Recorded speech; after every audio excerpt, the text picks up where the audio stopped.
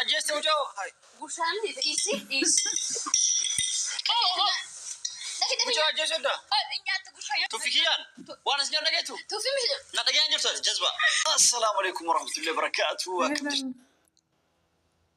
قاف كويس أنتي كسبسكرايب سيقولن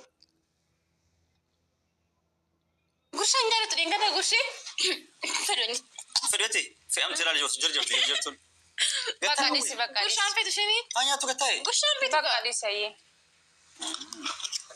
أما أنا بسوي لين يعني أما كبير دبي أبو أما شين قرشان جرت سنجا إيه تنجر أبر هاوي مرة كوكا بانياتو إنكم كابو قروش قرشان جرت سين سين برام بليو تيجي فيان كم دوره إنكم دبين بني بيتو جمع شو نام بلسين كاز أنا بنا كجمع شو مالين بليس إسين قرشان بربادة بتي تو شوف أجلس وجهه هاي قرشان إيسي وجهه أجلس وده هاي وجهه أجلس شو بعدين كنو يا سريت الشيف وكتو السلام عليكم ورحمة الله وبركاته شباب قبونا ورنا بندا براسكم جرت بيا كيساني نجا كيسا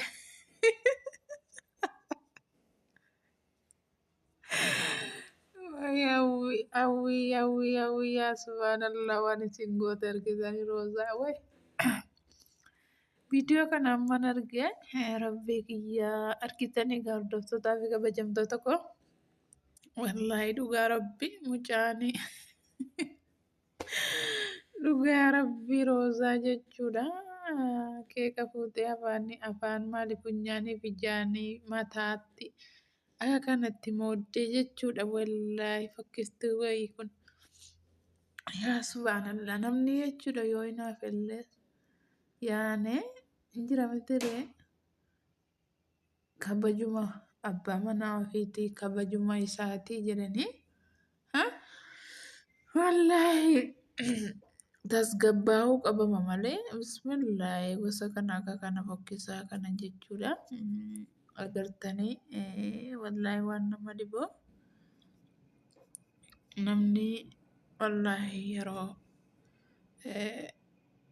kabajaadhaan duratti mee akkasii akkas goonaa sappiraas goonaa innaa waa tokko rakkoon qabu baroodha jettee akkasitti walii galtee kaate keenni argi muramee kee affeera irratti balaan buute kunoo balaa buufte qalletti. Isin gurshaan feetu ati immoo nyaatiin sukkaara sitti dannatama sukkaara sitti kaa'amu minamini nyaatiin jette sayyiduu harkaayyuu fuute. Yaa rabbii wallaahi rabbiin si'a qabbaneessu akka kana ho'uun hin ta'u akka kana yaane waan nama dhibu wallaahi dhugaa rabbi keeka akka kanatti ummutee jechuudha gursha sangoota wayya afaan kaa'u kaati moo nama afaan kaa'u kaati gurshaan akka namaanni akkasitti harkaan qotobbaateen siniin jedhe gaa akkuma sin argasta Sayyidaa waan godhu dhabee jalaan jedhee jaallala miskiina wallaahi. Ayyawi wallahi cirraashaadha si wallahi amma funyaanitti nyaachifte rabbii kiyya maaliin jedhee ho'ituu wayyaa rabbi sabrisi bakennu malee hawwi wallahi akka kanatti hin taane bakka akkasiniin jedhaa hordoftootaa fi kabajamtoota koo Roza ergimmoo ammas walitti araaramanii dhiqattee ergimmoo ammas sapiraayisii addaasii kenna jettee hababaa wayya hababaasii gaafuma duraanii sana deebiftee natti fakkaata gaa'es hababaasuma gaafa duraanii roozaanii geessituuf sana.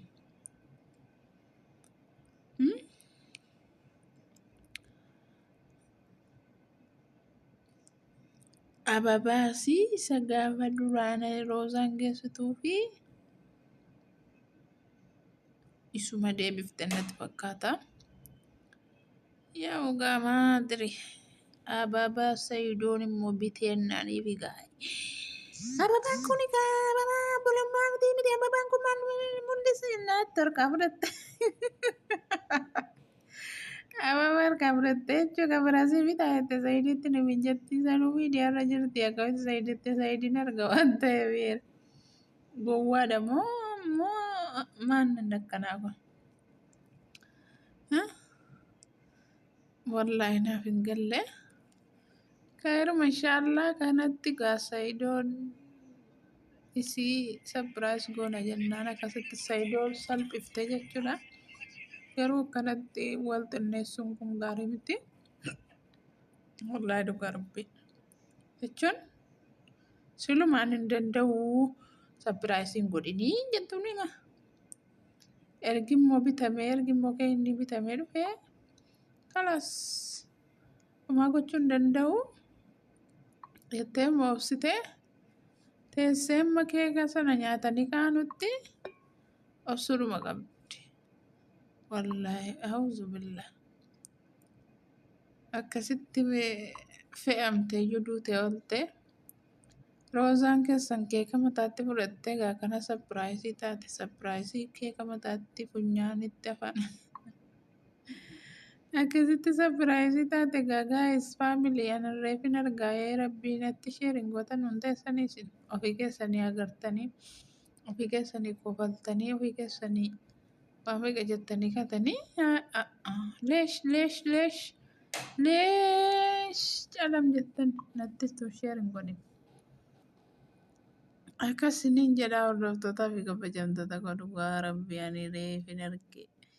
Wayyaa rabbii badaa nama dhiba dhugaa rabbii akkasitti jechuudha salphiftee roozaan meeyyuu salphiftee dhugaa rabbii mee sabaa sapiraayis jedhanii waamanii ka'anii fuuldura sooshaal miidiyaa kanarratti viidiyoo irratti jechuudha akka kanatti mooddee fokkiftuu wayii jetti silumalatu balleessee jettee jibaan kaatee sayidoo si bira gorattee akkasii jalqabu mannaa fiddee dhuftu garaa keessaa si mummuraara natti fakkaata. Yeroo dhuma fiddu sana garaa keessaa si bilbil jedhaa. Garuu ergi fiddee immoo manaan geessee keekii murame waatu dhufe caarraan akkanaa rabbi nama mudachiisin ibba. Wallaahi jechuun maaliituma utuma akkamuu ta'e jechuudha. Obsan qabaattu maanni jiran maanni kalas sapiraayis goonaa jedhanii waliigalan miti kalas godhanii utuma jarrii waan meeqa waliin jedhan iyyuu dhiisuu qabdin jedhaan hawwiin dogoggora hojjette dhugaa rabbi waay akkana bulluunaanessaa ta'a jaarsa duukaa akkana bulluqanii way yennaanessaa ta'a way yaa rabbii isii lafatti haqatee amma yoo tokko fidee akkam taate uffannifti moo fajjeefti moo amma roozaa maa gurshitaadhaaf akkana maraattee keeka fuulatti mooddee garuu tu sayidoon eegee fuudhee yookaan fuudhee dhufaaraa yookaan eebeluu achitti fuudhee jedhame kam ta'uu deemte. Akkasii isiniin jedhaa hordoftootaa fi kabajamtoota koo isiniin jedhaa baay'ee tokko na dhibee roozaan keessanii gaa akkasitti keeka fuulatti maragattee sapiraayisiin si kana ta'ee rabbi sabrii isiidhaaf kennu roozaas haallattiin kunis itti jabaatte hawwiin kunis egaa akkuma sayidootti kuttu akkuma sayidoo jala yookaan hambiftuuf akkasitti godharte jechuudha. Akkasii isiniin jedhaa hordoftootaa fi kabajamtoota koo hanga viidiyoo biraatiin walitti deemnu nagaanaaf tura laayik godhaa nama nagareega. Laayik godhaa akkuma reefoo aatti laa sabskiraayib gochuun hin irraanfatina isiniin jedhaa baay'ee.